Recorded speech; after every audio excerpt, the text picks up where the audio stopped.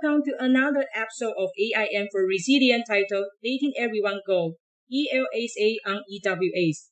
The 2023 tagline for the International Day for Disaster Risk Reduction is Fighting Inequality for a Resilient Future. The message from the United Nations Secretary-General Antonio Guterres mentions depending inequality and rapidly unfolding cost of living crisis affecting women and girls the most, and debt levels haunting vulnerable countries. One of the challenges now is to make early warning system, or EWS, inclusive, and to consider sensitive sectors such as women, children, elderly people with limited mobility, people with limited comprehensions, to name a few.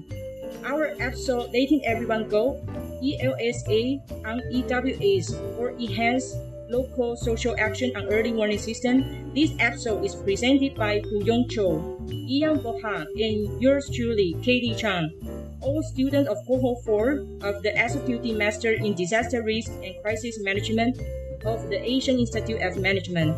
The guest speaker for tonight is Mr. Lin Binxian, an assistant professor of the Department of Social Work of Donghai University in Taiwan. He earned his PhD in social work and has been involved in various roles in international non-government agencies, including as Director of International Development Division of the Taiwan Fund for Children and Families, or TFCF. Welcome, Professor Lin. We appreciate your spending time to explore with us on making early warning systems inclusive to all, especially the sensitive sectors. Nice to meet you, Professor. Thanks, Yang. And today we just want to roll into the topic. So in the very early of millenarians, the United Nations very focused on the beneficiary, especially on the vulnerability features. So I want to mention about first what is the definition of the vulnerability. First, that means the leading of the concept of the endogenous vulnerability features. Besides the following the environmental vulnerability. We should more look into the definition about the concept of environmental vulnerability because that including the pathogenic vulnerability. The pathogenic vulnerability means the policy, the humanitarian service, or the village in the urban city or in the rural area, the environment including the hardware, and the bounding of the people, social networking features, were leading up the very unfortunately outcomes of their disadvantaged situation, even worse. So today we want to talking about the topic of early warning of the crisis system. So let's talk about this, how different disciplinary like social work professions will go into these topics and sharing the idea follow up my training. Yes, Professor, thank you for your input and then your definition of the areas where we are talking about. Actually, your input will help address inequality in disaster preparations as well, because that's our focus topic for today's discussion. So I want to add a little bit more information. So as you know, the key messages for this year's IDDRR shows that inequality is one of the reasons that makes people more exposed and vulnerable, and the impact and risks to sensitive sectors increase because of their condition that you mentioned. So almost 38 million people are expected to be affected by the 560 disasters we expect to happen every year by 2030. In your profession, Professor, what should we, as disaster risk and crisis managers, need to consider as the sensitive risk factors? Well, as you guys may know, because of climate change, because the mutual bonding about after global life, and also the trending leading by the ICT common laws. So leading out the UN, especially after 2015, following the underpinning principle of SDGs, it's like the mindset paradigm with some character, like their color, their socio-economic status. They have somehow, they don't have choice or opinions from many aspects. They are grouping together in some, commonly they are living in some slum or shelters or some poverty villages. So that means first the hardware is hard to resist the suffering from the nature, from human artificial made disaster. The second means they have the strong weak resource types. Precisely, I would describe that like that. They are homo-social networking. Poor people connect with poor people, people who without the resource, and they gathering together. They don't know how to reach out, and so-called reach out the hetero-social boundary. So we want to mention how to early warning about the disaster. First, we have to build up a system, including the hardware, like the sensors of intelligence reform. Like we may well know the typhoon, the nature disaster, the hardware, first of all, have to build, of course. But the most important is how could we act to let them perceive, identify, and grouping, and doing gathering for action.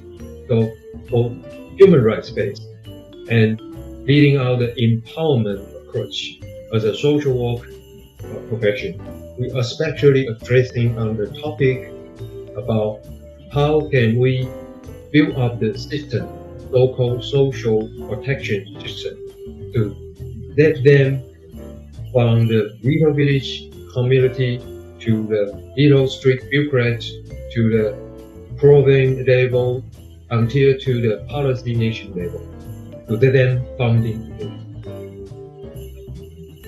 Yes, Professor, thank you so much. But I have another question. You explained very right situation, but is it only for Taiwan background, or do you see this status is for all around the world? What do you think? I should improvise. First, the data I mentioned about that is a common concept. The second, I will improvise that the Taiwan's experience. Like, for example, Taiwan have been running out after the SDGs as a national policy, and programming we call social security nets. What's the meaning and what's the actualizing the social safety net building? That means in the very macro levels of the national levels, we have the very official policy funding to mobilize the government's resource. The second, we're building up a platform to initiate different sectors' resource, to leading them on the table to discussion how could first part, second part, third part NGOs to working together into the provision, the city levels. Until that, we grouping, we training, we employ the social work officially to let them into the rural village, to let them working with the residents, then organize the very indigenous CSO, then doing again. So I mentioned about the identify. So who can leading all the hardware equipment, all the administration service, the government's official can leading that. Then the very indigenous local workers, they can working together to funding, linking, and to identify, grouping the vulnerable peoples, to let them organizing together to identified using the heterosocial bonding, which means in their daily life, they won't contact with the government official, right? Like policemen or the fire worker, social worker. But after the policy leading, bottom up to aiming high, tackle down. So it have to systematic plan. Can you share with us to align actions with the Sustainable Development Goals? From my understanding, you mentioned about the Sustainable Development Goals. If you mentioned that would be the item 11, the partnership of the community and citizen development, right?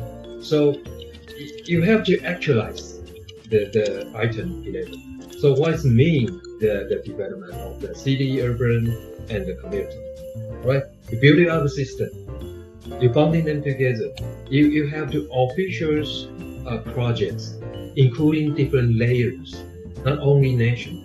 So many countries, they have some difficulty is that their project cannot get it rooted from the communities. So most needy needy communities, they cannot actually really be helped. Prof, you mentioned the bottom-up orientation, right? I'm wondering, in your observations, is there any corresponding actions you observe private sectors and public sector that have any other cooperations to respond to the disaster? And second question is there any engagement of child? As we know, you have been dedicated for more than 1 decade to child protection organization. So we really pay attention to the child's engagement. What is your observations? Thanks, Kelly. First, I mentioned about the action of bottom up. That means they have to setting up in concrete. They have to build a site by government, by CSO. You have to initiate that. Like a site is a highway. Without social partnership, it's only a site. But we have to shaping them into social infrastructures.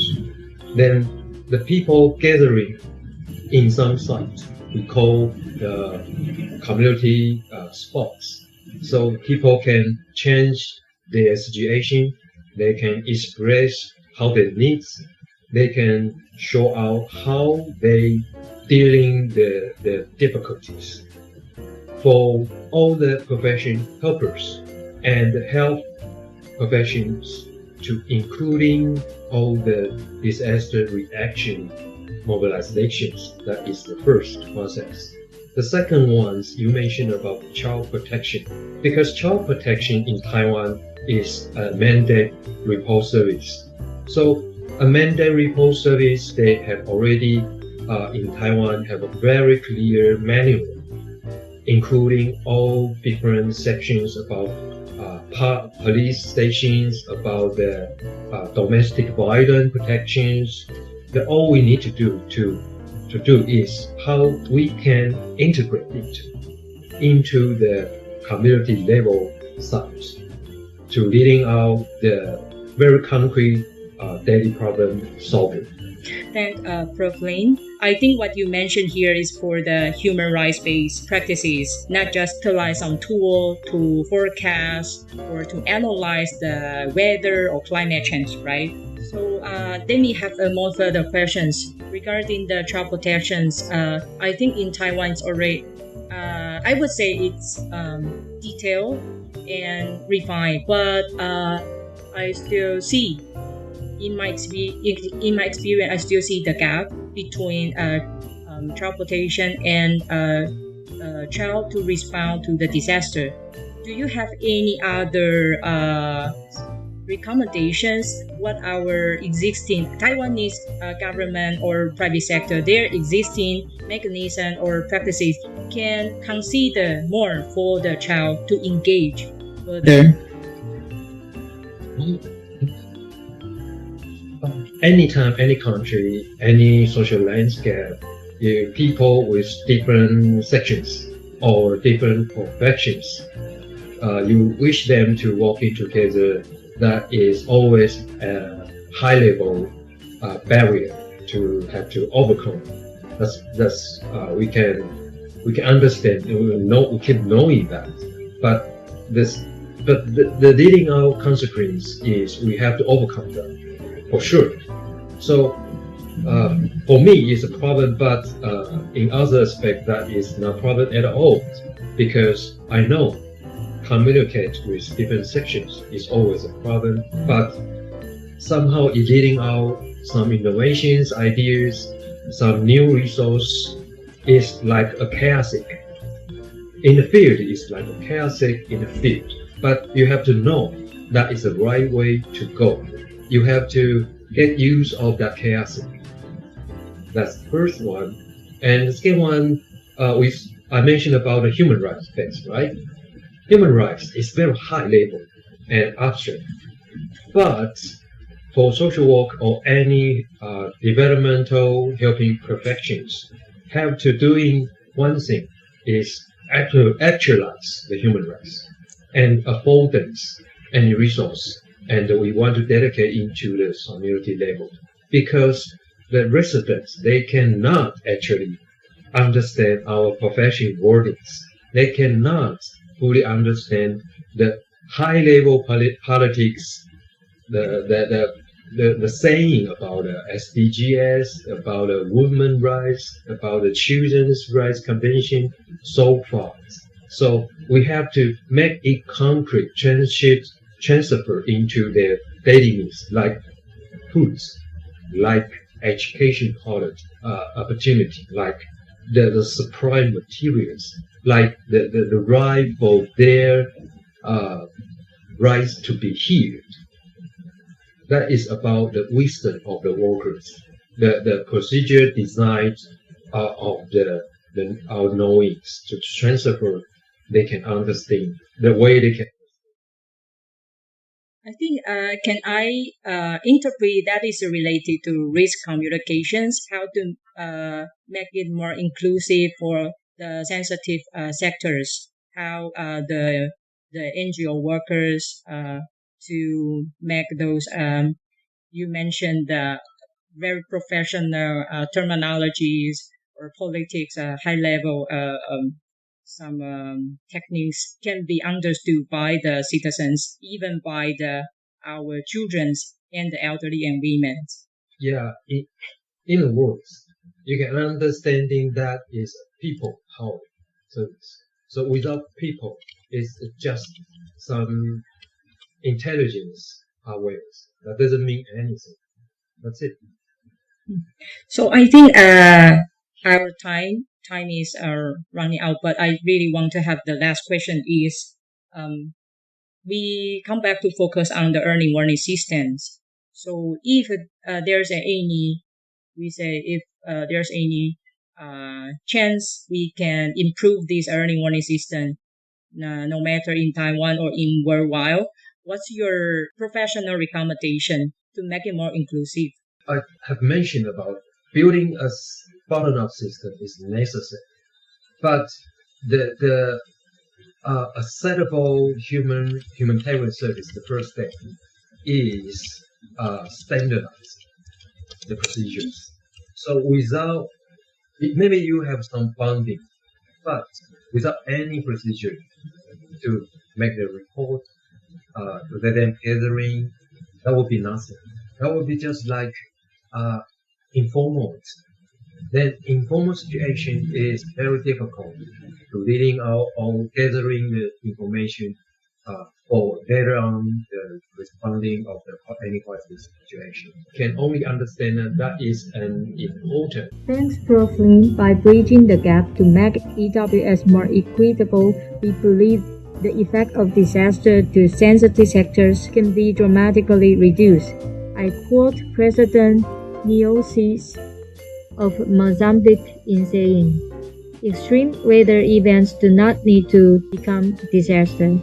Hope going through this quick conversation with Prof. Pingshen Lin we can hone our critical thinking to make our existing EWS inclusive and relatable to those people with high vulnerabilities. This has been Kelly, Yang, and Ian from Cohort 4 of ENDRCM program of the Asian Institute of Management for AIM for Resilient podcast. Thank you all for listening, and we hope to see you in next episode.